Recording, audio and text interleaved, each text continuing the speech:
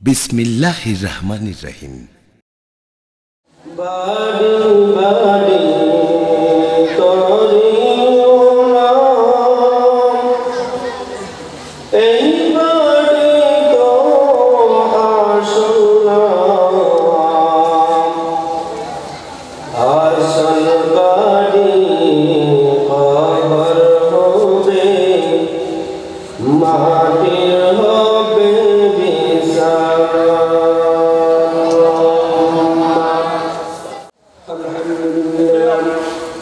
الحمد لله نحمده ونستعينه ونستغفره ونعوذ بالله من شرور أنفسنا ومن سيئات أعمالنا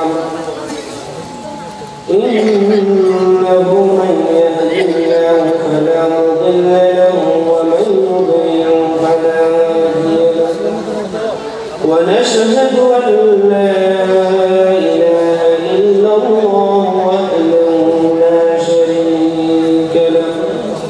ونشهد أن سيدنا ونبينا ومولانا محمدا عبده ورسوله الذي أرسله الله تعالى بالحق بشيرا ونذيرا وداعيا إلى الله بإذنه وسراجا منيرا أما بعد فقد قال الله تعالى في كلامه المجيد أعوذ بالله من الشيطان الرجيم بسم الله الرحمن الرحيم يا أيها الذين آمنوا اتقوا الله حق تقاته ولا تموتن إلا وأنتم مسلمون وقال الله تعالى في شان حبيبه آمنا ومخبرا إن الله وملائكته يصلون على النبي يا أيها الذين آمنوا صلوا عليه وسلموا تسليما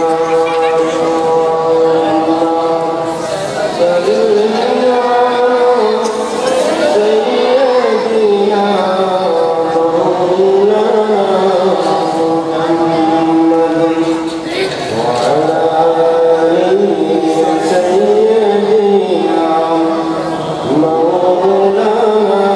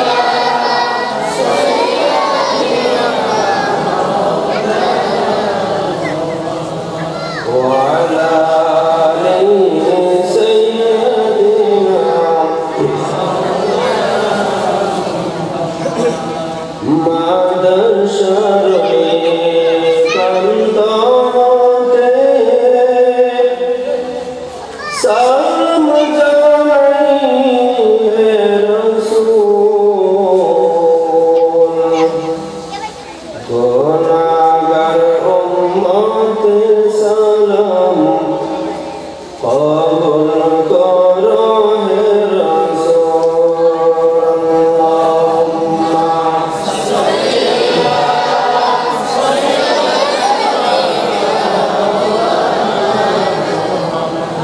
ওয়া আলা আলি সাইয়্যিদিনা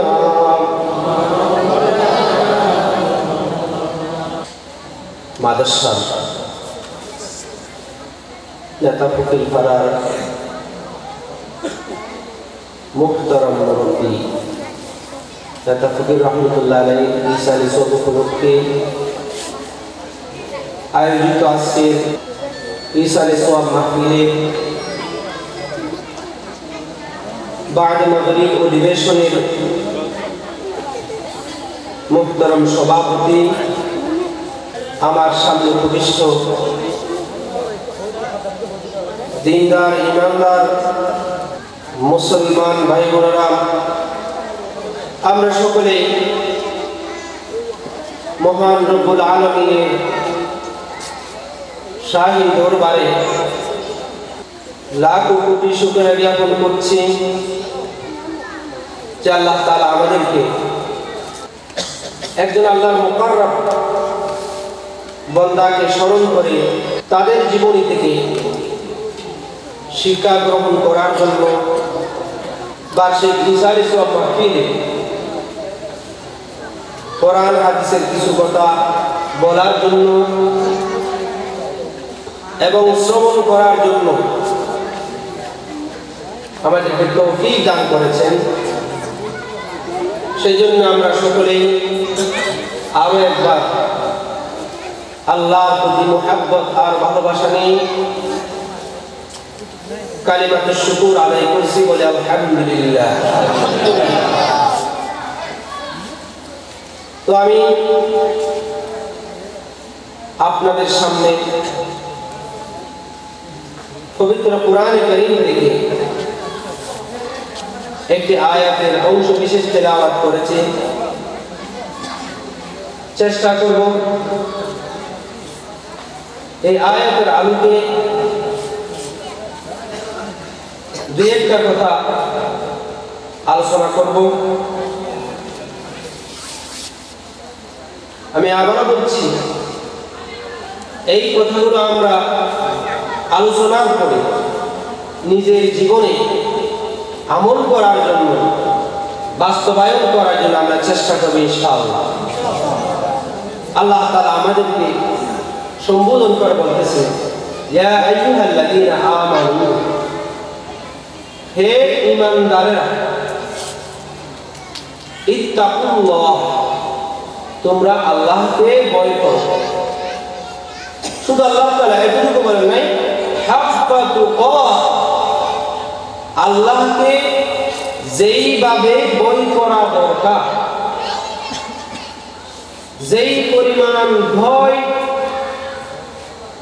অন্তরের মধ্যে আনলে পরে আল্লাহ তাআলা খুশি হবেন, সেইভাবে আল্লাহকে ভয় করতে হবে। কেন? ওয়ালা তামুতুন্না ইল্লা ওয়া আনতুম মুসলিমুন।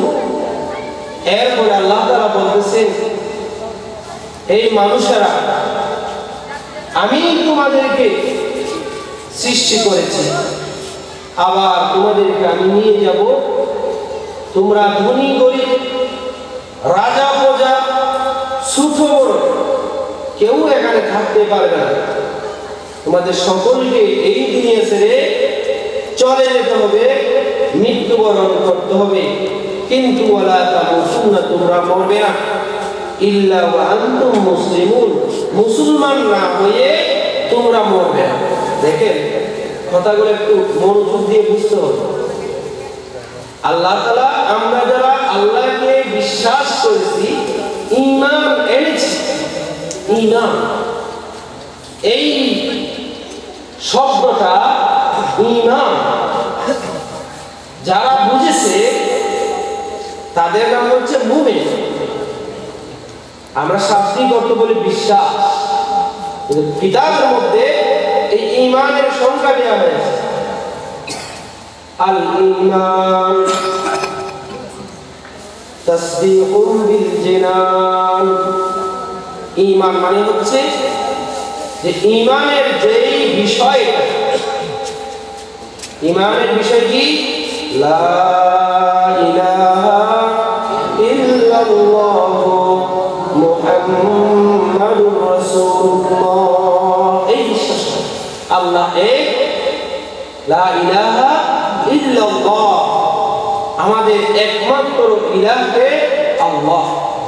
মুহাম্মদ সাল্লাল্লাহু আলাইহি ওয়াসাল্লাম বলেন, আমাদের রাসূলের নাম শুনলে কি করবেন?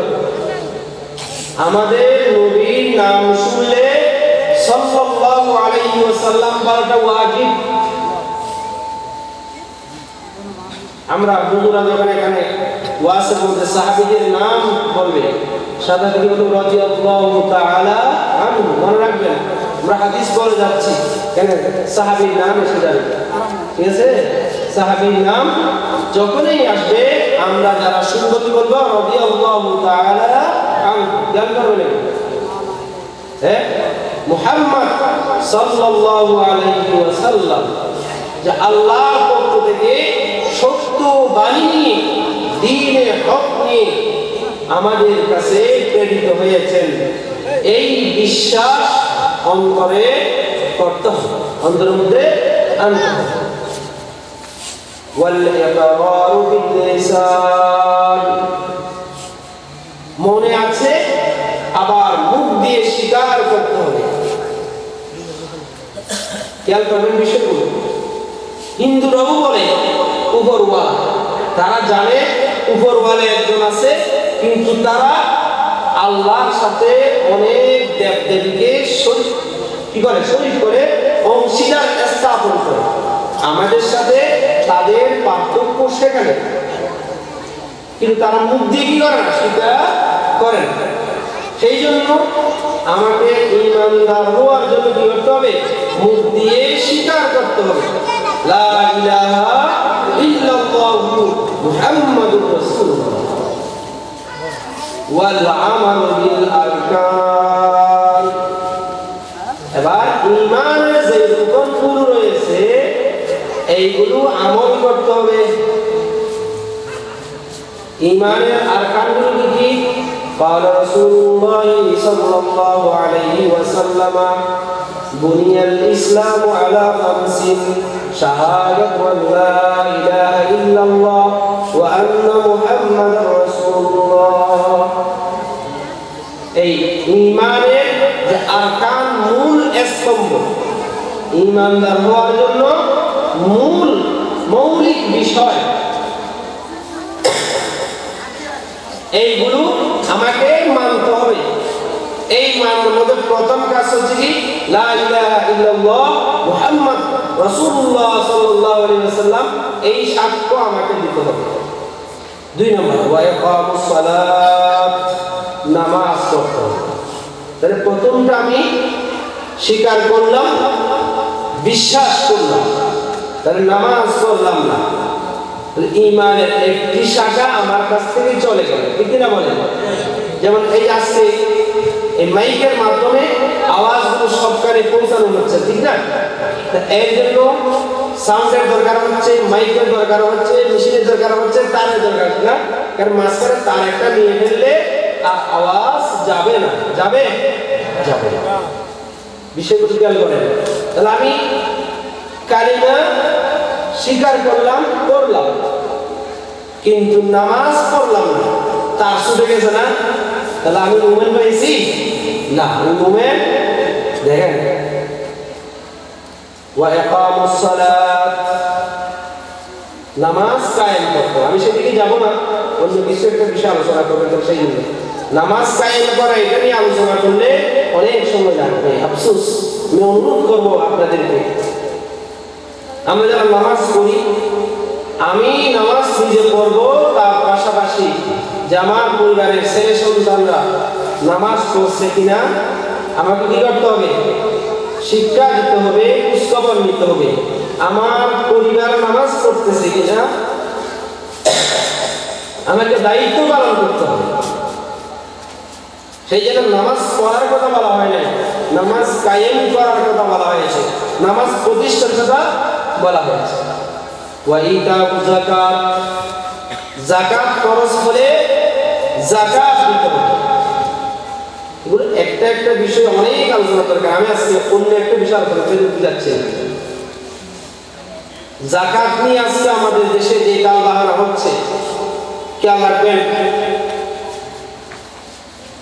এই যাকাত শব্দের অর্থ হচ্ছে পবিত্রতা। যদি আমি আমার যাকাতটাকে সঠিকভাবে আদায় না করি, তাহলে আমার সম্পদগুলো কি হয়ে গেছে? অপবিত্র হয়ে গেছে। আমার সম্পদের মধ্যে গরিবের হক প্রবেশ করেছে, আমার সম্পদগুলো হারাম হয়ে গেছে। قال رسول الله صلى الله عليه وسلم لا يدخل الجنة جسد غزي بالحرام। ওই শরীর, যেই শরীরের মধ্যে হারাম প্রবেশ করেছে, সেই শরীর বেহেশতে প্রবেশ করবে না। রাসূলের কথা স্পষ্ট। শুধু তাই না, আবার একটা হাদিসের মধ্যে বলা হয়েছে যে একজন ব্যক্তি, একটা উদাহরণ দিলেন আল্লাহ রাসূল, 100 টাকা দিয়ে একটা জিনিস কিনেছে। ওই 100 টাকায়, মনে করেন একটা পাঞ্জাবির কাপড় 100 টাকা দিয়ে আমি কিনেছি, তার মধ্যে 99 টাকা হালাল করছে। হাদিসের স্পষ্ট উদাহরণ দেওয়া হয়েছে। আমাদের সম্বোধন নবম দশমের হাদিসের মধ্যে এটা আছে, ছাত্ররা বুঝবে। এভাবে হাদিসের মধ্যে উদাহরণটা দেওয়া হয়েছে। 99 টাকা হালাল টাকা, শুধুমাত্র 1 টাকা হারাম পয়সা সেখানে আপনি ব্যবহার করেছেন। আপনার যাকাত যে খরচ হয়েছিল আদায় করেন নাই, সেই গরিবের হকটা আমার সম্পদের মধ্যে সংযুক্ত হয়ে গেছে, ঠিক না? হারাম ভাবে উপার্জিত 1 টাকা সেখানে প্রবেশ করেছে। আল্লাহ রাসূল বলতেছেন, যতক্ষণ পর্যন্ত ওই হারামের 1 পয়সা তার শরীরে থাকবে, তার গায়ে থাকবে, লা সালাতা লাহু ওয়ালা যাকাতা লাহু ওয়ালা হাজ্জ লাহু ওয়ালা সাওম লাহু, তার কোনো নামাজ কবুল হবে না, তার রোজা কবুল হবে না, তার হজ কবুল হবে না। 1000-100 বার 1 কোটি বার হজ করলেও তার সেই হজ কবুল হবে না। আন-নারু আউলা লাহু, দুজকেই তার জন্য একমাত্র ঠিকানা। নাউযুবিল্লাহ। বিষয়গুলো খেয়াল করতে হবে। হাদিসের কথা এখানে আমার বানানো কোনো কথা নয়, স্পষ্টভাবে মনে রাখতে হবে। ওয়া ইতাউ যাকাত, এগুলো হচ্ছে কি ঈমানের রূপন, ঈমানের কোটি কোটি উপাদান। ঈমানের কি? ঈমানের সঙ্গে দিচ্ছে যে ওয়া সাওম রমাদান, রমজান মাস আসছে, রোজা রাখতে হবে। আফসোস লাগে আমাদের সমাজে কোনো রমজান মাসে রোজা রাখার এমন অনেক আছে।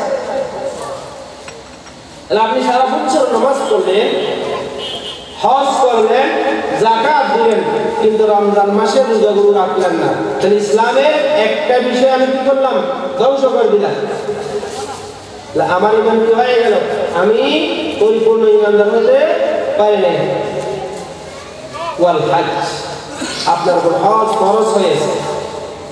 আমি এখানে একটা কথা বলে রাখি, আমাদের দেশে আমরা একটা বড় ধরনের ভুল করি। সেটা কি বলবো? সেই ভুলটা হচ্ছে, সম্পদ হয়েছে, টাকা পয়সা হয়েছে, গিয়ে উমরা করা। মশলাটা কেন করবেন? সালাতুন ইয়া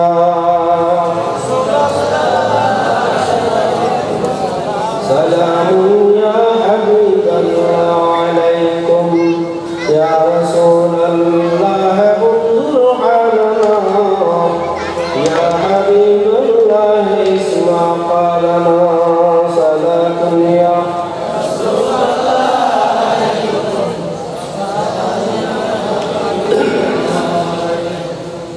আমি কোনো আসলে পেশাদার বক্তা নই, টেনে টেনে কোনো কিছু কথা বলবো না, আমার অভ্যাসও নাই। কিন্তু গুরুত্বপূর্ণ কিছু কথা বলা আমার মতে, যদি আপনাদেরও বিশ্বাস হয় এগুলো গুরুত্ব বলে মনে হবে, একটু খেয়াল করবো আমরা, ঠিক আছে? মশলা জানতে হবে আজকে সমাজের মধ্যে আমরা মুসলমান, আমাদের যে মুসলমানিত্ব আমাদের মধ্যে আছে কিনা এই বিষয়টা নিয়ে আমি একটু আলোচনা করবো। তার জন্য এগুলো আমার প্রাসঙ্গিক আলোচনা, এগুলো একটার সাথে একটা আসতে এগুলো জানতে হবে।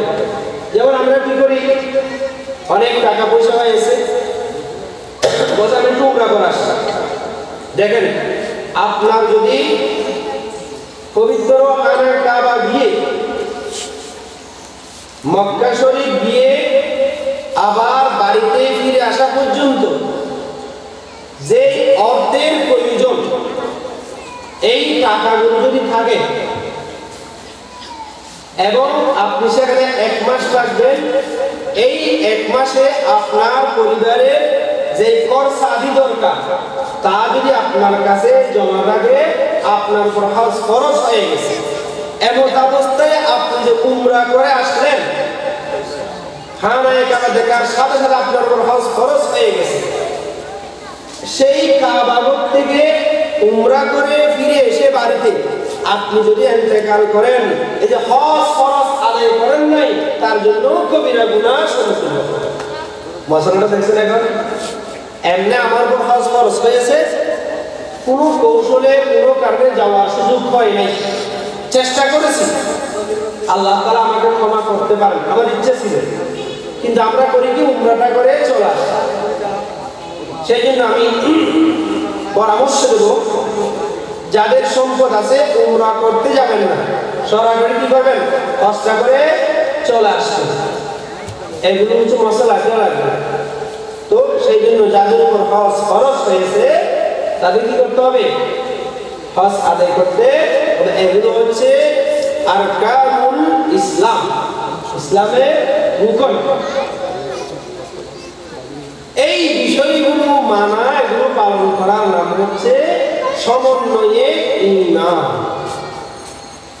আল্লাহ তাআলা আমাদেরকে, যারা আমরা এই বিষয়গুলো বিশ্বাস করি, আল্লাহ তাআলা আমাদেরকে বলতেছে ইত্তাকুল্লাহ, হে মানুষরা, আমি তোমাদেরকে কিছু সময় অতিবাহিত করার জন্য দুনিয়ার মধ্যে আমি তোমাদেরকে পাঠিয়েছি, তোমরা যেমন ইচ্ছা তেমন চলবে না, তোমার চলার মধ্যে একটু আমি আল্লাহকে ভয় করে চলবে। কেন? তোমাকে মরতে হবে, আর সেই মরার আগে ওয়ালা তামুতুন্না ইল্লা ওয়া আনতুম মুসলিমুন, যেহেতু মরতেই হবে, এই মুসলমান না হয়ে মরবে না। আমাকে তাহলে মৃত্যুর আগে আমাকে কি হতে হবে, মুসলমান হতে হবে। বুঝতেছি আমরা কথাগুলো? মৃত্যুর আগে আমাদেরকে কি হতে হবে, মুসলমান হতে হবে। তো হুজুর ঠিক আছে, আপনি তো সুন্দর বলছেন, মরার আগে করে মুসলমান হওয়ার জন্য যা যা দরকার তা হয়ে যাব। জানা আছে কখন আমরা মরবো? বলেন, জানা আছে? এই দুনিয়ার মধ্যে যখন আমরা আসছিলাম তার জন্য সিরিয়াল ছিল, যাওয়ার জন্য কোনো কিনে সিরিয়াল নেই। কার কখন মৃত্যু হবে কারো কোনো গ্যারান্টি নেই। ঘর থেকে বের হয়েছি সুস্থ, হ্যাঁ, আধা ঘন্টা পরেই বলতেছে কি অমুক গাড়ি অ্যাক্সিডেন্টে মারা গেছে। সেই জন্য এক বুজুর্গ এই মুসলমান শব্দের মধ্যে যে আমাদেরকে মুসলমান হওয়ার জন্য, আর মুসলমানের ইসলামে অনেকগুলো সংজ্ঞা দিয়েছেন আল্লাহ রাসূল। আমি সেদিকে আজকে যাব না। আজকে আমি একজন বুজুর্গ এই মুসলমান শব্দটাকে একটু রিসার্চ করেছেন। উনি মুসলমান শব্দটার মধ্যে আমাদের মুসলমানের কিছু চরিত্র, মুসলমানিত্ব, সেই শব্দের মধ্যে তিনি বিশ্লেষণ করেছেন, খুঁজে পেয়েছেন। এক একটা শব্দের মধ্যে এক একটা অর্থ তিনি ব্যাখ্যা করেছেন। আমি আপনাদের সামনে আজকে এই মুসলমান শব্দের মধ্যে আমাদের যে কয়েকটা বৈশিষ্ট্য মুসলমান হওয়ার জন্য উনি ব্যাখ্যা করেছেন, তার মধ্যে থেকে কয়েকটা কথা ইনশাআল্লাহ বলার জন্য আমার নির্দিষ্ট সময়ের মধ্যে চেষ্টা করব। মুসলমান এই শব্দের হচ্ছে আরবি শব্দ, হ্যাঁ, আর মুসলমানই এর মানে হচ্ছে যে আমাদের মুসলমানিত্ব, মুসলমান হওয়ার জন্য যে বৈশিষ্ট্য, এই শব্দের মধ্যে যে প্রথম শব্দ হচ্ছে কি মিম। প্রথম শব্দ কি বলেন? মুসলমান। এটা আরবি শব্দটা কি? মুসলিমুন। এখান থেকে মুসলমান, হ্যাঁ মুসলিম। প্রথমটা কি? মিম। বুজুর্গ বলছেন এই মিম থেকে যিকরে মওকুফ, মৃত্যুর কথা স্মরণ করা। মুসলমান মুসলমানিত্বকে টিকে রাখার জন্য বেশি বেশি কি করতে হবে? মৃত্যুকে স্মরণ করতে হবে। এই মৃত্যুর কথা যদি আমরা স্মরণ করতে না পারি, আমার মুসলমানিত্ব টিকে থাকবে না। কারণ قال الله تعالى في كلامه المجيد بسم الله الرحمن الرحيم أينما تكونوا يدرككم الموت ولو كنتم في بروج مشيدة।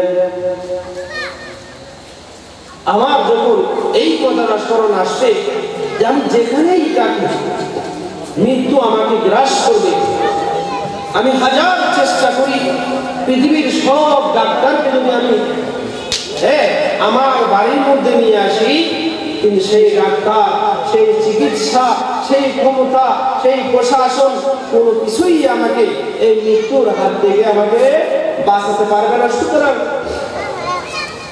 আমার এত হাহুতাশে, এত বিলাসিতা কি দরকার? এই চিন্তাটা আসলে একমাত্র কি মৃত্যু।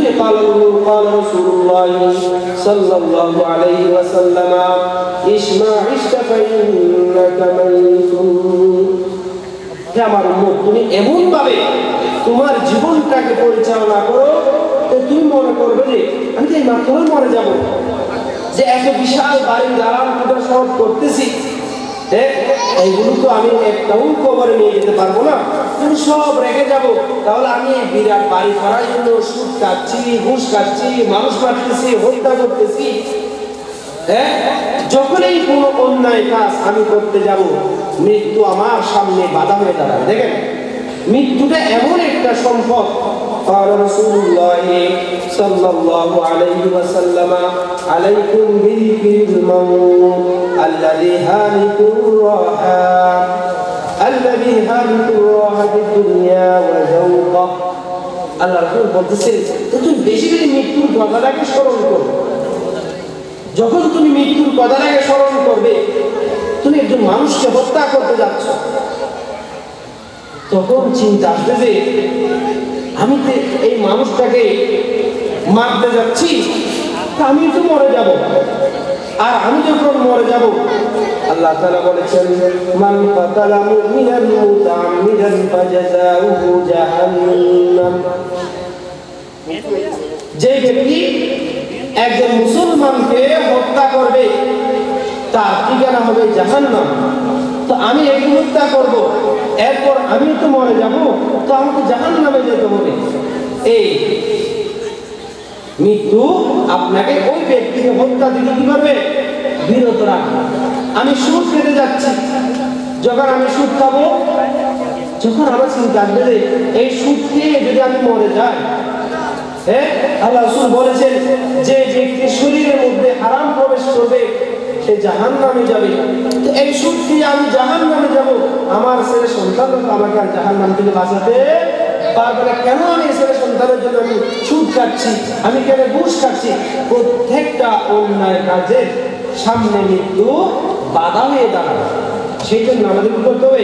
বেশি বেশি মৃত্যুকে স্মরণ করতে হবে। মৃত্যুর কথা যত বেশি স্মরণ করতে পারি, আমার মুসলমানিত্ব মজবুত হবে। আল্লাহ তাআলা বলেছেন ওয়ালা তামুতুন্না ইল্লা ওয়া আনতুম মুসলিমুন। আমি যখন রাতে ঘুমাতে যাচ্ছি, চোখ বন্ধ করার আগে যখন চিন্তা করলাম আমি তো এশার নামাজ পড়ি নাই, ভাইরা খেয়াল করেন ভালো করে, আমার যুবক ভাইয়েরা, মাহফিলের আয়োজন আমরা যারা করেছি, আমাদেরকে এলাকাবাসীকে ওয়াজ শোনাবার জন্য একটু মনোযোগ দিয়ে আজকে আমাদের সমাজে যুবক ভাইয়েরা নামাজ পড়েন। আফসোসের বিষয়, আমরা বিশ্বাস রাখি যে এখন নামাজ পড়ার বয়স হয় নাই, একটু বৃদ্ধ হলে নামাজ পড়ুন।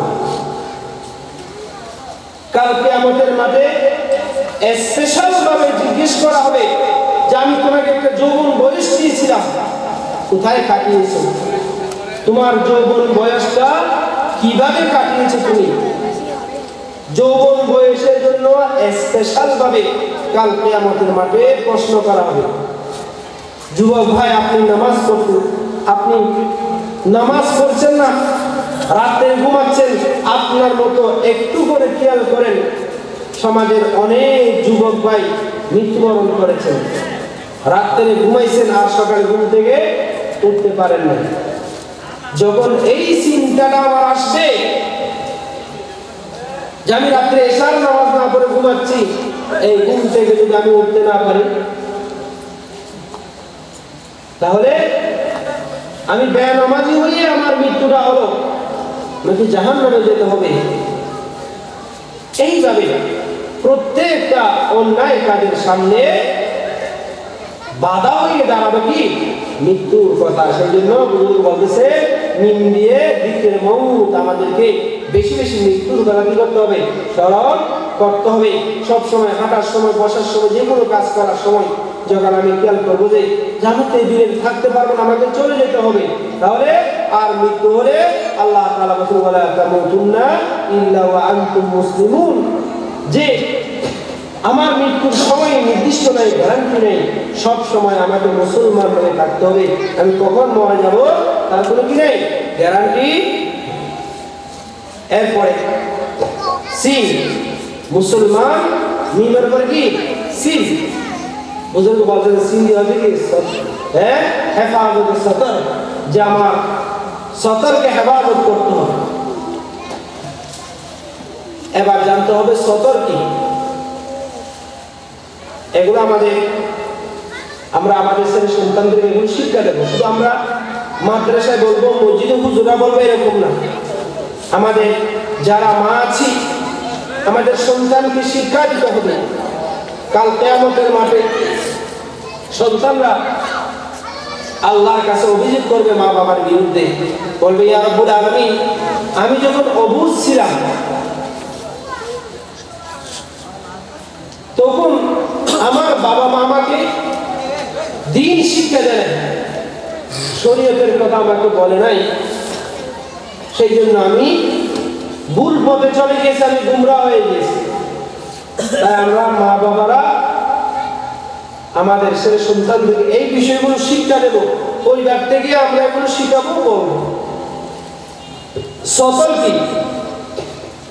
পুরুষের জন্য সতর হচ্ছে হাঁটুর নিচ থেকে নাভির উপর পর্যন্ত এই অংশটা ঢেকে রাখা ফরজ।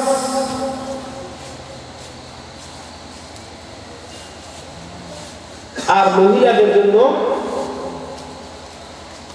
যারা মুহররম, নিজের ভাই, নিজের বাপ, নিজের স্বামী, এরকম যাদের সাথে বিয়ে হওয়া হারাম, এবং মহিলা, এদের সামনে শুধুমাত্র হাতের তালু, এই হাত, পায়ের তালু, মুখমণ্ডল, এই অঙ্গগুলো ছাড়া বাকি সব অঙ্গগুলো দেখে রাখাটা সতর ফরজ। আর পুরুষের সামনে সমস্ত অঙ্গ দেখে রাখাটা কি ফরজ। এর নাম হেফাজতে সতর। এবার দেখেন, তাহলে আমরা বিলের মধ্যে কাজ করতে যাচ্ছি, পুকুরের মধ্যে মাছ ধরতে নামছি, তারপর আমাদের আঞ্চলিক ভাষা কি বলি, ঘুষ মাইরা তারপর নেমে যাচ্ছি। কাপড় কোথায় উঠে গেছে? হাঁটুর উপরে উঠে গেছে আমার সতর। অন্য যারা দেখতেছে খরচ লঙ্ঘন হচ্ছে, খেয়াল করছে আমরা এগুলো। আমাদের যুবক ভাইয়া, খেলাকে আমি জায়েজ বলতেছি না, পরিবেশের কারণে, বয়সের কারণে আমরা খেলাধুলা করব, কিন্তু সেই খেলাধুলার সময় দেখা গেছে আমাদের সতরের দিকে কোনো খেয়াল নাই। হাফ প্যান্ট পরছি, আমার পুরা সতরটা কি হয়ে যাচ্ছে, খুলে যাচ্ছে, খরচ লঙ্ঘন হচ্ছে। এগুলো মুসলমানের শিক্ষা। আর আমার মুসলমানের তো আছে, আমাদের মেয়েরা ঘর থেকে বের হচ্ছে, কিভাবে বের হচ্ছে? আমার মেয়েকে আমি ঘর থেকে বের করে দিচ্ছি, সে স্কুলে যাচ্ছে, মার্কেটে যাচ্ছে, বেড়াতে যাচ্ছে, আমার মাঝে মধ্যে আরো বেশি আফসোস লাগে যে আমাদের মেয়েদেরকে আমরা মাদ্রাসায় দিছি, তো যতক্ষণ আমরা মাদ্রাসায় যাই সেই বুরকাটা পরে নেকাব পরে মাদ্রাসায় যাচ্ছে, কিন্তু আমি বাবা যখন আমার মেয়েকে আত্মীয় স্বজনের বাড়িতে পাঠাচ্ছি, মার্কেটে পাঠাচ্ছি, মাদ্রাসায় দেখবে অন্তত সেখানে মাদ্রাসার ছেলেরা উস্তাদরা দেখবে, কিন্তু মার্কেটে পাঠাচ্ছি সেখানে মেয়েকে আর সেই পর্দার তাগিদ আমি দিই নাই। মেয়ে সেখানে বিভিন্নভাবে মেকআপ করে বেপরদা হয়ে বেপরদা পোশাক করে। ওদের আপনারা কেন জানেন? অভিযোগ আসে, আবার মাঝে মধ্যে দেখা যায় আমাদেরকে দেখলে মেয়েগুলো লুকতে চেষ্টা করে। আমরা খবর নিয়ে দেখি এগুলো মাদ্রাসার ছাত্র। আমার মেয়ে এইভাবে যে বেপরদা ঘর থেকে বের হলো, তার জন্য কি হবে? আমরা বিসমিল্লাহির রহমানির রহিম قل للمؤمنين يغضوا من أبصارهم ويحفظوا فروجهم ذلك أزكى لهم إن الله خبير بما يصنعون وقل للمؤمنات يغضضن من أبصارهن ويحفظن فروجهن ولا يبدين زينتهن আল্লাহ তাআলা স্পষ্ট করে বলেছেন, এর আপনি বলে দিন মুমিনরা যাতে তাদের দৃষ্টিকে অবনত রাখে, তাদের যেই সতর ওয়ায়াহফাজু ফুরুজাহুম, তাদের যে সতর আল্লাহ তাআলা নির্দিষ্ট করে দিয়েছেন, এই সতর্কে তারা যেন হেফাজত করে। আর মুমিন মহিলারা তাদের সেই পর্দাকে যেন তারা ঢেকে রাখে। ওয়ালা ইউবদিনা জিনাতাহুন্না, আল্লাহ তাআলা মহিলাদের জন্য যেই জিনত, বিষয়টাকে ভালো করে খেয়াল করবেন, এটা আমাদের উপর অপবাদ আসে যে আমরা নারীদের অধিকার খর্ব করি, পর্দার জন্য বাধ্য করি, এইটা বাড়াবাড়ি হয়ে যাচ্ছে নাকি? এই কথা যদি আমরা কেউ মুখ থেকে বলি, সাথে সাথে ঈমান ক্যান্সেল হয়ে যাবে। কেন জানেন? আল্লাহ কথার সাথে যদি আমার বিন্দু মাত্র সংঘর্ষ হয়, ঈমান ক্যান্সেল হয়ে যাবে। আল্লাহ তাআলা বলছেন ওয়ালা ইউবদিনা জিনাতাহুন্না, মহিলারা যেন ওয়ালা ইউবদিনা প্রকাশ না করে, খুলে না রাখে। জিনাতাহুন্না, মহিলাদের জন্য আল্লাহ তাআলা যে জিনত, যে সৌন্দর্য দিয়েছেন মহিলাদেরকে, আল্লাহ তাআলা মহিলাদেরকে স্পেশাল কিছু সৌন্দর্য দিয়েছেন। তার মধ্যে একটা হচ্ছে কি তাদের চেহারা। কেমনে? যখন আমরা আমাদের সন্তানের জন্য, আমার ভাইয়ের জন্য একটা মেয়ে দেখতে যাই, আমরা কি বলি? আঞ্চলিক ভাষায় আর মুখ সাহেবকে ওজন দিয়ে বলি কিনা, এরকম কি দেখি? আমরা মুখটা আগে দেখি, চেহারাটা কেমন। ওখান থেকে আসার পরে সবাই জিজ্ঞেস করে চেহারাটা কেমন, ঠিক না?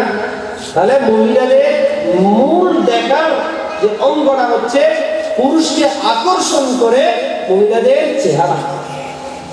এরপর কি বলি আমরা? বলছে একটা হাতের আঙ্গুল দেখছো, হাতটা দেখেছো, কি করে? হাতটা দেখে, ঠিক না? তারপর কি করে? বলছে একটু দেখি পাটা দেখি, হাঁটাই দেখি পায়ের আঙ্গুলগুলো ঠিক আছে কিনা, একটু করে কাপড় তুলে দেখে।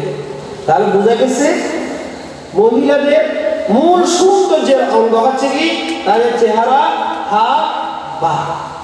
বাহিরে বের হওয়ার সময় মহিলারা এইগুলো খোলা রেখে বের হতে পারবে না। কোরআনের কথা, আমার কথা নয়। ওয়ালা ইউবদিনা জিনাতাহুন্না, কোরআন শরীফের আয়াত। এই তালিমটা আমাদেরকে দিতে হবে, আমাদের মেয়েদেরকে, আমাদের সন্তানদেরকে তালিম দিতে হবে, আমাদেরকে আমল করতে হবে। যদি আমরা আমাদের সতরের ব্যাপারে কি না হয়, উদাসীন হয়, গুরুত্ব না দিই, তাহলে কি থাকলো? আমার মুসলমানিত্ব থাকলো না। আমাকে মুসলমান হওয়ার জন্য আমার যে সতরের প্রতি কি হতে হবে? হেফাজত করতে হবে, গুরুত্ব দিতে হবে। সালাতুন ইয়া রাসূলুল্লাহ আলাইকুম, সালামুন ইয়া হাবিবাল্লাহ আলাইকুম, মুহাম্মদ মুস্তাফা নূরুন আলা নূর, হাবিব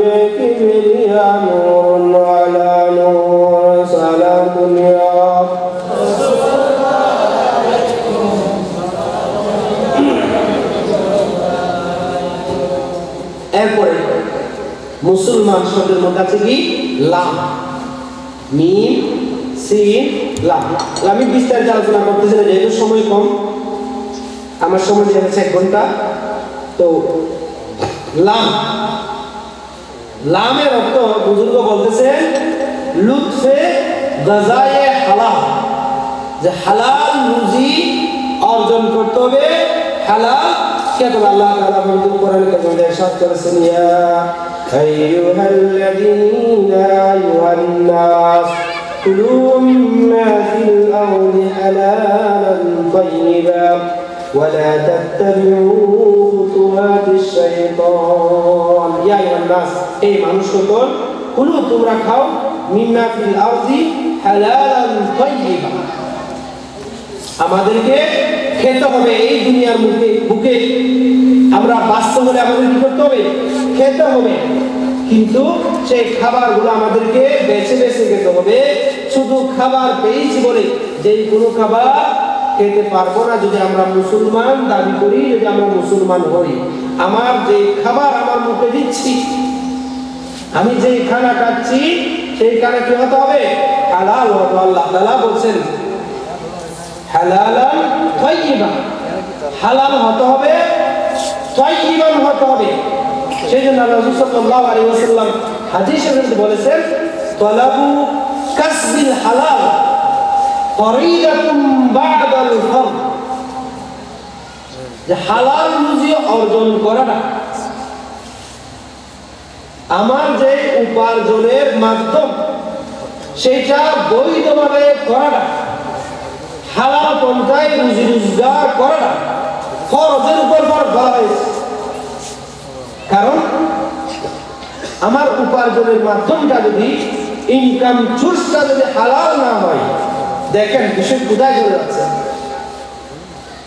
আমার ইনকাম সোর্সটা যদি হালাল না হয়, প্রথমে আমি গেলাম জাহান্নামে, যেটা হাদিসটা আগে বলেছি। হ্যাঁ, লা ইয়াদখুলুল জান্নাতা, মনে রাখতে হবে এগুলো কথা, জাসাদুন রুজিয়া বিল হারাম। আমি বারবার বলছি, এগুলো এখানে এক বিন্দু মাত্র হাদিসের বাইরে যাব না, আমি কোনো কিসসা বলবো না, জানা আছে কিসসা বলবো, একটু বুঝার চেষ্টা করুন। লা ইয়াদখুলুল জান্নাতা, বেহেশতে প্রবেশ করবে না, জাসাদুন ওই ব্যক্তির শরীর, গুজিয়া যেই শরীরের মধ্যে খাবার প্রবেশ করেছে, বিল হারাম, হারাম ভাবে। তাহলে দেখেন আমার ইনকাম সোর্সটা হারাম হওয়ার কারণে আমি গেলাম জাহান্নামে না। আমি সেই টাকাগুলো কামাইয়া ইনকাম করে খাওয়াচ্ছি আমার পরিবারকে। দেখেন আমার পরিবারকে, আমার বাবা কেন, বাবা গেছে জাহান্নামে, আমার মা গেল, মা গেল জাহান্নামে, আমার স্ত্রী গেল, স্ত্রী গেল জাহান্নামে, আমার সন্তান গেল, সন্তান গেল জাহান্নামে। তার জন্য আমাদের কিছু করণীয় নাই। আমার সন্তান টাকা পাঠাচ্ছে, আমি খাচ্ছি, হ্যাঁ, পশু পাখিও খাচ্ছে, গরু ছাগলও খাচ্ছে, রাগ করবেন না। বিদেশ থেকে ছেলে টাকা কামিয়ে পাঠাচ্ছে, আমার সন্তান ব্যবসা করতেছে, ব্যবসা করে সংসার চালাচ্ছে। কোনদিন জানতে চেয়েছেন আমার সন্তানের ব্যবসাটা কি? আমার সন্তান সেই বিদেশ থেকে টাকা পাঠাচ্ছে, টাকাগুলো কিভাবে কামাচ্ছে? কুলু মিম্মা ফিল আরদি হালালান তাইয়্যিবা ওয়া লা তাত্তাবিউ খুতুওয়াতিশ শাইতান। হারাম খাওয়াটা শয়তানের কাজ। হারাম খাওয়াটা কার কাজ? শয়তানের কাজ। আল্লাহ তাআলা বলেন ওয়া লা তাত্তাবিউ, তোমরা অনুসরণ করো না, খুতুওয়াতিশ শাইতান, শয়তানের পদাঙ্কে অনুসরণ তোমরা করো। قال رسول الله صلى الله عليه وسلم طلب كسب الحلال فريضة بعد الفريضة। সেইজন্য আগে আমাকে খেয়াল করতে হবে, আমার যেই পোশাক পরিধান করতেছি, এই পোশাক কোন ধরনের উপার্জিত টাকা থেকে, আমি যেই জুতা পরিধান করতেছি সেই টাকাগুলো কোন ইনকাম থেকে, প্রত্যেকটা খেয়াল করতে হবে। শুধু তাই না, কিতাবের মধ্যে বলা হয়েছে হারাম পন্থায় উপার্জিত টাকা দিয়ে যদি কেউ দান করে সওয়াবের নিয়ত করে, ঈমান ক্যান্সেল হয়ে যাবে, আউযুবিল্লাহ বলে। সেই জন্য আমাকে মুসলমান হওয়ার জন্য কি করতে হবে? হালাল রুজি রোজগার, হালাল উপার্জন আমাকে করতে হবে। মুসলমান। এরপর আবার কি আছে? মিম, মিম সিন লাম, আবার কি আছে? মিম। মিম দিয়ে বুজুর্গ বলতেছেন মুহাব্বতে খুদা ওয়া রাসূল, মুহাব্বতে খুদা ওয়া রাসূল। আমাকে মুসলমান হতে হলে আল্লাহর প্রতি মুহাব্বত থাকতে হবে, রাসূলের প্রতি থাকতে হবে মুহাব্বত, ভালোবাসা থাকতে হবে। আল্লাহর প্রতি মুহাব্বত না থাকলে, রাসূলের প্রতি যদি মুহাব্বত না থাকে, তাহলে আমি কি হতে পারবো না? মুসলমান হতে পারবো না। আল্লাহ এবং রাসূলের প্রতি মুহাব্বত পয়দা হওয়ার জন্য আল্লাহ তাআলা পথ দেখিয়ে দিলেন, কুল ইন কুনতুম তুহিব্বুনাল্লাহ ফাত্তাবিউনি ইউহিব্বুকুমুল্লাহ। হে নবী, আপনি বলে দিন, ইন কুনতুম তুহিব্বুনাল্লাহ, যদি তোমরা আল্লাহওয়ালা হতে চাও, আমি আল্লাহকে ভালোবাসি, এই দাবি যদি তুমি করতে চাও যে আমি মুসলমান, হ্যাঁ, আমি আল্লাহকে ভালোবাসি, আল্লাহ এই ভালোবাসা যদি আমরা দাবি করতে চাই, আল্লাহ তাআলা বলেছেন ফাত্তাবিউনি। হ্যাঁ, আপনি বলে দিন, মুসলমান হওয়ার জন্য, মুসলমানিত্ব টিকে রাখার জন্য আমি রাসূলের ইতাআত করতে হবে।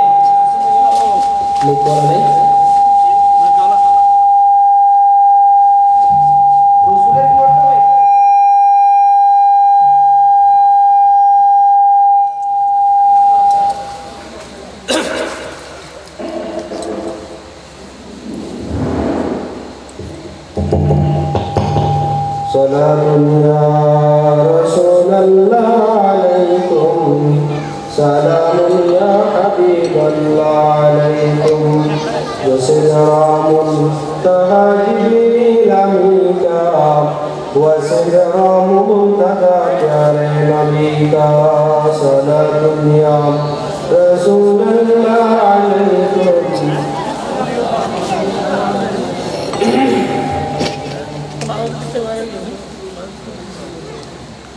কুল ইন কুনতুম তুহিব্বুনাল্লাহ ফাত্তাবিউনি।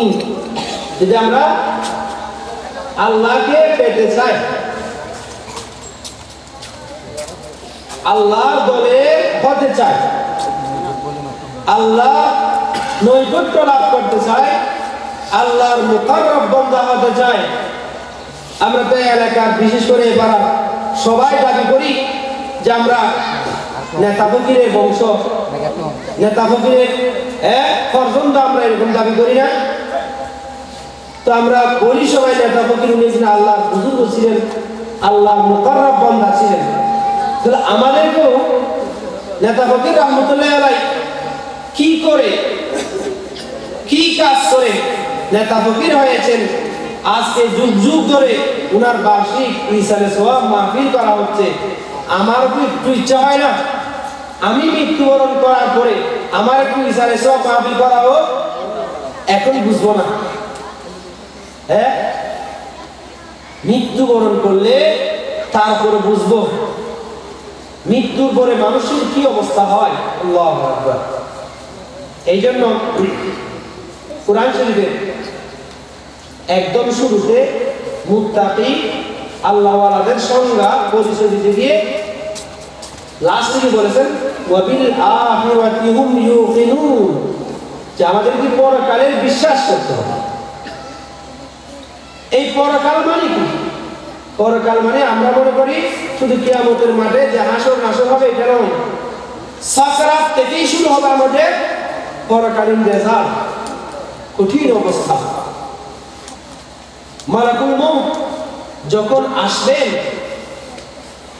এমন ভয়ঙ্কর অবস্থায় আসবেন যে হাদিস শরীফে বলা হচ্ছে, আশপাশে যারা আমরা মানুষের সাকরাত চললে কান্নাকাটি করি, যদি মালাকুল মউত আসার অবস্থাটা আমরা দেখতাম, সবাই ওই ব্যক্তিকে ছেড়ে পালিয়ে যেতাম।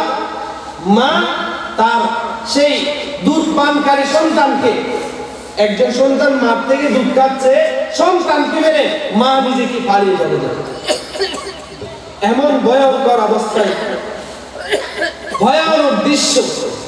এই সাকরাতের সময় মালাকুল মউত আসবেন। কিন্তু যখন আমরা দুনিয়ার মধ্যে নিজেকে মুসলমান বানাতে পারবো, আল্লাহর মুকাররব বান্দা বানাতে পারবো, ওই মালাকুল মউত এসে সম্মানের সাথে আমাদের রূহটা কি করবেন? কবজ করবেন, নিয়ে যাবে সম্মানের সাথে। আমরা যদি বিন্দু মাত্র কষ্ট না পাই এমন ভাবে নিবেন। আর যদি নিজেকে আল্লাহর মুকাররব বান্দা বানাতে না পারি, মুসলমান বানাতে না পারি, টেনে হিসে আমাদের রূহটাকে আমাদের শরীর থেকে ছিনিয়ে কেড়ে নিয়ে যাবে। এইভাবে খবর দেওয়ার পর থেকে শুরু হবে আমাদের হিসাব নিকাশ, এক একটা অবস্থা। এমন দুজন ফেরেশতা আসবেন, যা আনে মালাকানে আসওয়াদানে আজরাকানে। হাদিস শরীফে ওই দুজন সাহাবীর এই কথাগুলো বলা হয়। ফেরেশতা যে বলা হচ্ছে, ফেরেশতা দুজন আসবে, যা আনে মালাকানে আসওয়াদানে বাহারা, একদম কালো, চোখগুলো থাকবে সবুজ, হ্যাঁ, খুব মোটা সুতা। এমন দুজন ফেরেশতা এসে প্রশ্ন শুরু করবে। আমি এখানে গত কিছুদিন আগে একটা জানাজার মধ্যে এটা বলার পর অনেকেই মনে করছেন আমি মিস্টেকে বলছি। এটা হাদিস শরীফে, হ্যাঁ, এই জুমার খুতবার করতে আছে, আমার মসজিদে যে খুতবা আছে ওখানেও আছে। এটা ওখানে গিয়ে পর্যন্ত শয়তান দুকায় ফেলবে। মুনকার নাকির যখন প্রশ্ন করবে, সে দূর থেকে শয়তান ইউশিরু ইলা নাফসি, নিজের দিকে নিজে বলবে, আমাকে বলো, আমাকে বলো। আমার রবকে বলে কি বলবে? বলে আমাকে বলো। যখন ওয়ামান নবিয়্যুকা বলবে, সে বলবে আমাকে বলো, আমাকে বলো। এইভাবে ফিতনা, এইভাবে পরীক্ষা শুরু হবে কবরের জীবন থেকে। সেই জন্য ওই ভয়াবহ অবস্থা থেকে বাঁচার জন্য আল্লাহ তাআলা বলতেছেন কি, আপনি বলে দিন আপনার উম্মতকে, যদি তারা আল্লাহকে পেতে চায়, জান্নাত পেতে চায়, পরকালীন জীবনে যদি সে সফলতা অর্জন করতে চায়, আমি রাসূলের ইতাআত করতে হবে। রাসূল নিজের সংসার কিভাবে পরিচালনা করেছেন, রাসূল ব্যবসা করেছেন, রাসূলের ব্যবসা কিভাবে করেছেন, রাসূল নামাজ পড়েছেন, রাসূল নামাজ কিভাবে পড়েছেন। মুরাব্বিয়ানে আযম, এখানে আপনাদেরকে অনুরোধ করি, সারা জীবন নামাজ পড়লাম, রাগ করবেন না, বুঝার জন্য বলতেছি। আমি শুরুতেই বলেছি, কিছু বুঝাতে পারলে আমার এখানে সময় দেওয়াটা সার্থক হবে। রাগ করবেন না আপনারা। নামাজের কয়টি ফরজ আছে জানি আমরা সবাই? নামাজে 13টি ফরজ আমাকে জানতে হবে। 13 ফরজের নামাজ শুরু করার আগে কয়টা, শুরু করার পরে কয়টা। আমি নামাজের ভিতরে বাইরে 13 ফরজ বলা হয়েছে। 13টাই নামাজের জন্য কি ফরজ। নামাজের আগের যেগুলো ফরজ করে দেওয়া হয়েছে, এইগুলো কি নামাজ কবুল হওয়ার জন্য ফরজ।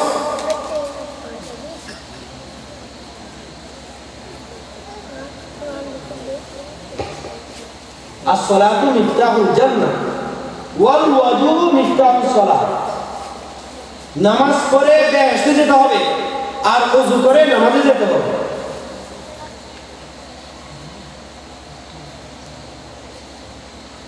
জীবন শেষ করে দিলাম, ওযুটা করতে শিখি নাই, ওযু করতে জানি না। যে ওযুর 4টি ফরজ, এইগুলো যদি আমার সামান্য চুল পরিমাণ একটা জায়গার মধ্যে পানি না পৌঁছে, চুল পরিমাণ জায়গা যদি পানি না পৌঁছে, যেমন শীতকাল গেছে, এখন শীতকালে মানুষের অঙ্গগুলো শুকনো থাকে, সহজে পানি গ্রহণ করে না। সেই জন্য শীতকালে যদি বলে ইসবাগুল ওযু ইনদাল মাকার, যখন পানি শরীরের মধ্যে বাজাতে লাগাতে ইচ্ছা হয় না, তখন ভালো করে বসে বেজে ওযু করতে হবে। কারণ এখানে যে আপনার কোনই আছে, এখানে যে রগগুলো আছে এখানে সহজে পানি পৌঁছবে না। একটু চুল পরিমাণ জায়গায় যদি পানি না পৌঁছে ওযু হয় নাই, ওযু হয় নাই, নামাজ হয় না। নামাজের আগে প্রস্রাব করলাম, সেই প্রস্রাব করে দুম করে উঠে গিয়ে উযু করে নামাজ পড়লাম। আমি প্রস্রাবটা ভালোভাবে পরিষ্কার হয়েছে কিনা এগুলো আমাকে করতে হবে জানতে। আমার যদি সেই প্রস্রাবের পবিত্রতা শুদ্ধ না হয়, আমার শরীর নাপাক হয়ে গেল, আমার কাপড় নাপাক হয়ে গেল, অপবিত্র হয়ে গেল, আমার নামাজ হয় না। এই যে নামাজের আগে যে ফরজগুলো মুখে জানতে হবে, এরপরে নামাজ শুরু থেকে যে ফরজগুলো এগুলো আমার জানতে হবে। একটা ফরজ কোন পৃথিবীর আলেম বলতে পারে না। তবে আপনাদেরকে একটু বলে রাখছি, আমরা কি করব, শিকার জন্য চেষ্টা করে যাব। ইমাম সাহেব আছেন এখানে, টাকা খুঁজবেন না, আমার পুরো বিশ্বাস। আপনারা যদি হুজুর থেকে একটা সূরা শিখতে চান, একটা মাসালা শেখার জন্য চেষ্টা করেন, হুজুর বিরক্ত বোধ করবেন না, টাকা খুঁজবেন না। আমি আবার মসজিদে বলে রাখছি, যে কোনো সময়, বিশেষ করে ফজরের নামাজের পর, আসরের নামাজের পর আমরা সাধারণত মুনাজাত করি না, যেহেতু নফল নামাজ নাই, ওই সময় আপনারা আমার থেকে বসে জিজ্ঞেস করতে পারবেন, জানতে পারবেন, বিরক্ত বোধ করবেন ইনশাআল্লাহ। তার জন্য বিনিময় চাইব, শিখার জন্য একটু চেষ্টা করেন। একটা ফরজ যদি আদায় না হয়, একটা ফরজ যদি শুদ্ধ না হয়, নামাজ হবে না। এইটা কোনো যুক্তি দেওয়ার সুযোগ নেই। তবে আপনাদের জন্য, মুরব্বী যারা আছেন, যারা মাদ্রাসায় পড়েন নাই, আমি আপনাদের জন্য আমার পক্ষ থেকে আমার এতটুকু বলতে পারি, আমরা শিখার জন্য চেষ্টা করব। এই চেষ্টায় গিয়ে আমি যতটুকু সফল হতে পারি, আল্লাহ তাআলা ইনশাআল্লাহ কবুল করবেন। কিন্তু যদি চেষ্টাটা না করি, শিখার জন্য চেষ্টা না করি, আমার নামাজ হবে না। আমার সেই সারা জীবন নামাজ পড়ে জাহান্নামে চলে যাবে। তাহলে দেখেন, নামাজ শুরু করার সময় আমরা একটা বড় জায়গায় ভুল করি। মাসালাটা কেন করবেন, আমি আর মসজিদে আমি প্রায় সময় বলি এগুলো, হয়তো হুজুর আপনাদেরকে বলেছেন, তারা আমার পক্ষ থেকে বলতে চাচ্ছে, আমরা জামাতে আরেকটা পরামর্শ দিচ্ছি। তার আগে আমরা একটু বেশি করে জামাতে নামাজ পড়ার জন্য চেষ্টা করব, তাহলে অন্তত আমাদের বড় ভুলগুলো, যে সমস্যাগুলো থেকে আমরা একটু বাঁচতে পারবো। যদি জামাতে নামাজ পড়ি, যেহেতু ইমাম সাহেবের পিছনে আপনাদের 2000 ইমাম বললাম, ইমাম সাহেবের কাঁধের উপর সব তুলে দিলাম, একটু মুক্তি পেলাম। তারপরেও এখানে কতগুলো ভুল আমরা করি, ভুল খেয়াল করবেন। ইমাম সাহেব রুকুতে চলে গেছেন, এখন আপনি মসজিদে গিয়ে সেই রাকাত পাওয়ার জন্য তাড়াতাড়ি নামাজে জামাতে শরীক করেন, কি করলেন, দৌড় গিয়ে রুকুতে চলে গেলেন, তাকবীরটা বলেন না, আল্লাহু আকবার, তাকবীরটা বলেন নাই। ওই রাকাতটি পাওয়ার জন্য কি করলাম, দৌড় গিয়ে রুকুতে চলে গেলাম, তাকবীরটা বলেন, আল্লাহু আকবার, তাকবীরটা বলেন নাই। কোন তাকবীরটা, যে প্রথম আমরা নামাজ শুরু করব, তাকবীরে তাহরিমে, যেটার নাম আল্লাহু আকবার বলেন না, হাত তুলে, এখানে হাত তোলাটা ফরজ নয়, তাকবীর আল্লাহু আকবার এটা ফরজ। এইটা পরে আমরা এটা বলে নামাজ শুরু করতে হবে। এখন তাকবীরটা আমি না বলে সোজা রুকুতে চলে গেলাম, প্রথম ফরজটাই আদায় হয় না, আমার নামাজ চলছে, নামাজ হয় না। তো এইভাবে আমি ইমাম সাহেবের সাথে নামাজ পড়তে পারি না, একা পড়তেছি নামাজ, তাহলে এখানে আমার কেরাত করা ফরজ, রুকু করা ফরজ, সিজদা করা ফরজ, ঠিক আছে। এবার আমরা আটকে যাবো কোথায় জানেন, 4 রাকাত বিশিষ্ট নামাজে। আমি প্রশ্ন করবো না, আমি বলবো যে 4 রাকাত বিশিষ্ট নামাজ আমরা 2 বার বসি, 2 রাকাত পরে একবার বসি, 4 রাকাত পরে আবার বসি। কোনটা ফরজ, কোনটা ওয়াজিব জানি কিনা, একটু নিজেকে প্রশ্ন করে আছে। কোন বইটা গেলে আমার কি সমস্যা হবে, এসে বলেন, এগুলো জানতে হবে না। যদি একটা ফরজ আদায় না হয়, নামাজ আবার পরে দিতে হবে। যদি ওয়াজিব, নামাজের যে ওয়াজিবগুলো আছে, ওয়াজিব কোন একটা পুরো আদায় করে নাই, শেষ বৈঠকে সালাম ফিরাবার আগে মনে পড়েছে, সালাম একদিকে ফিরে গেছি মনে পড়ছে, সাহু সিজদা দিলে, দুইটা সিজদা দিলে আমার সেই নামাজ শুদ্ধ হয়ে যাবে। যদি ইচ্ছা করে কোনো একটা ওয়াজিব বাদ পড়ে যায়, ইচ্ছা করে কোনো একটা ওয়াজিব বাদ দিছি, নামাজ হবে না। সাহু সিজদা দিলেও হবে না নামাজ। মনে রাখবেন এগুলো মশলা। ভুলে যদি ওয়াজিব বাদ করে সাহু সিজদা দিতে হবে। যদি ইচ্ছাকৃতভাবে ওয়াজিবকে বাদ দিছি, সাহু সিজদা দিলেও নামাজ হবে না। মনে থাকবে মশলাটা। এখন আমি দুইটি বৈঠকের মধ্যে 4 রাকাত বিশিষ্ট নামাজে, 3 রাকাত বিশিষ্ট নামাজে, হ্যাঁ কোনটা ওয়াজিব কোনটা ফরজ জানতে হবে না আমাকে। 4 রাকাত বিশিষ্ট নামাজে 2 রাকাত পরে বসাটা ওয়াজিব, একটা ওয়াজিব। 2 রাকাত পরে বসে তাশাহুদ করাটা ওয়াজিব, দুইটা ওয়াজিব সেটা। কিন্তু 4 রাকাত পরে 4 রাকাত বিশিষ্ট নামাজে, 3 রাকাত বিশিষ্ট নামাজে 3 রাকাত পরে, 2 রাকাত বিশিষ্ট নামাজে 2 রাকাত পরে বসাটা ফরজ। কথাটা বুঝতে পারছেন? এখন আমি যদি মনে করেন 4র্থ রাকাতে ভুলে উঠে গেছি, এগুলো মাসলা জানা না থাকার কারণে অনেক সময় রমজানে তারাবির নামাজে বিভিন্ন মসজিদে এগুলি ইমাম সাহেবরাও মশলা জানে না, অনেক সময় এরকম হয়ে থাকে। কারণ আমরা তো সস্তা ইমাম রাখি, ইমাম সাহেবরা কিরকম দর করে, কোনটা কম টাকা দিয়ে ইমাম সাহেব থাকবেন সেই টাকা আমরা রাখি। আল্লাহু আকবার! মুসলমানের সমাজ কোথায় চলে গেছে? আমরা ইমাম সাহেব দরাদরি করি কিরকম, কোনটা সস্তা টাকা দিয়ে রাখা যাবে। কোনোদিন জানি না ইমাম সাহেব ভালো করে শরীয়তের মাসলাগুলো জানে কিনা, সেই দিকে আমরা খেয়াল করে নিই, পুরো সমাজ বরবাদ হয়ে যাবে। আল্লাহু আকবার! তো বলছিলাম যে 4র্থ রাকাতে, 3য় রাকাতে, 2 রাকাত বিশিষ্ট নামাজে 2য় রাকাতে যদি কেউ না বসে উঠে যায়, হ্যাঁ বাস নামাজ হয়ে যায়। এখানে একটা কথা আছে কি, আপনি আরো 2 রাকাত যুক্ত করে পরে দিবেন, না হলে সওয়াব পাবেন। কিন্তু আপনাকে ফরজ নামাজটা আবার পরে দিতে হবে। এবার আসুন, আমরা একই নামাজ পড়তেছি, সেখানে কেরাত পড়াটা ফরজ। কেরাত পড়া ফরজ। কেরাত কিভাবে পড়তে হবে? ওয়ারাতিল কুরআন তারতিলা। কোরআনকে তারতিল সহকারে শুদ্ধভাবে পড়তে হবে।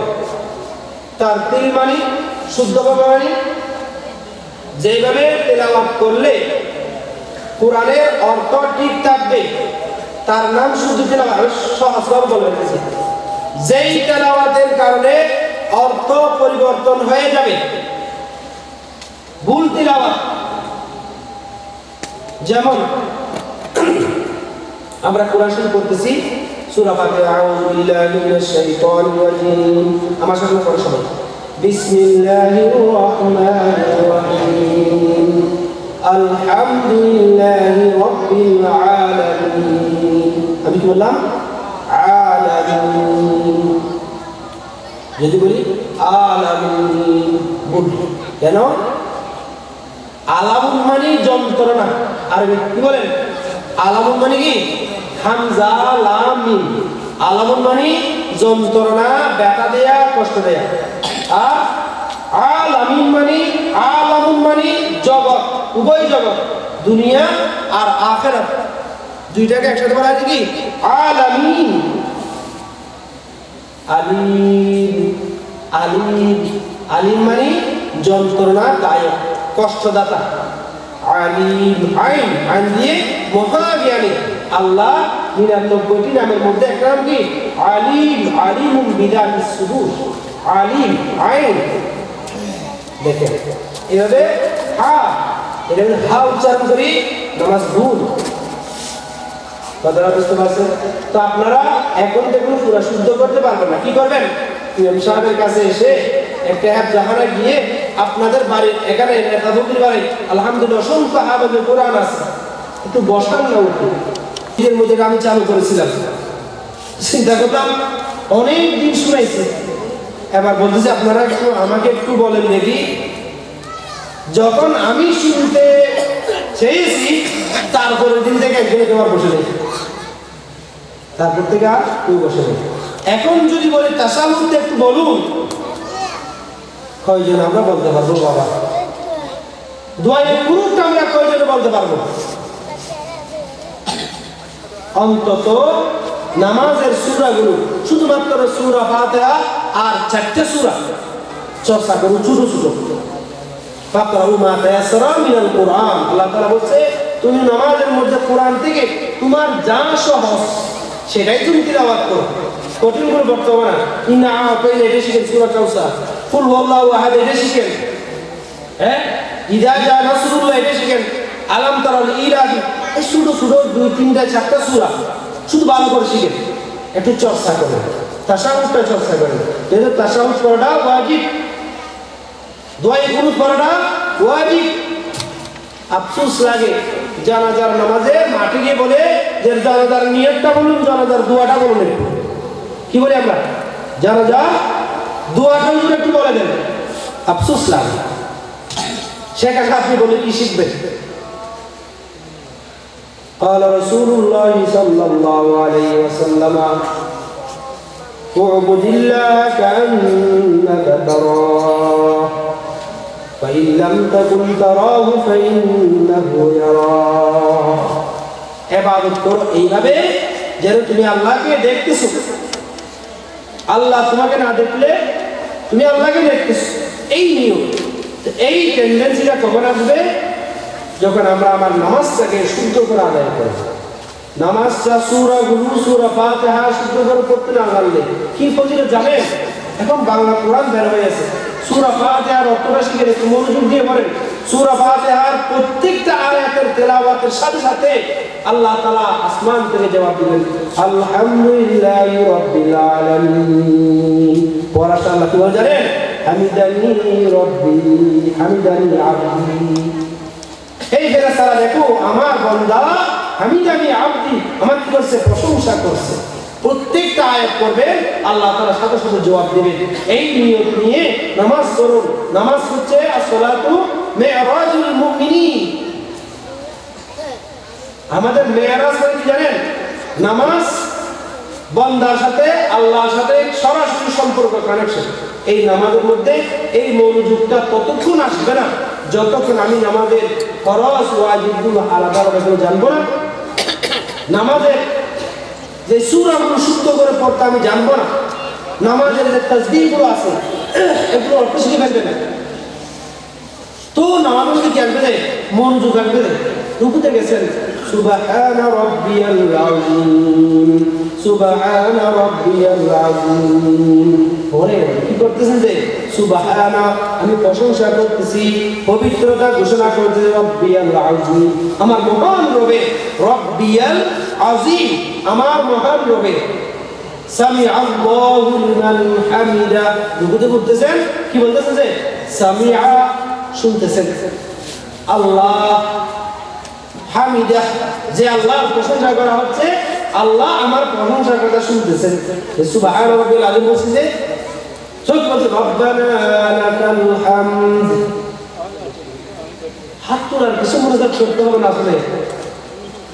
ইয়া আইয়ুহাল্লাযীনা আমানু ইসতাঈনু বিস-সাবরি ওয়াস-সালাহ, হে ইমানদাররা তোমরা আমার কাছে সাহায্য চাও বিস-সাবরি ওয়াস-সালাহ, বিপদের সময় ধৈর্য ধারণ করে নামাজ পড়ে।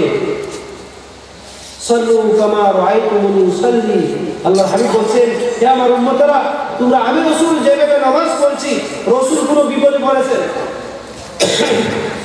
সাহাবায়ে কেরাম যখনই কোনো বিপদের সম্মুখীন হয়েছেন নামাজ দাঁড়িয়ে সুবহানাল্লাহ বলে আমরা আজকে বিপদে বলে কোথায় চলে যায়? মাজারে চলে যায়। কোথায় চলে যায়? যারা মাজারে রাগ করবেন না, এমনি যাচ্ছেন আল্লাহর একজন ওলির কবর জিয়ারত করবেন, এতটুকু শেষ।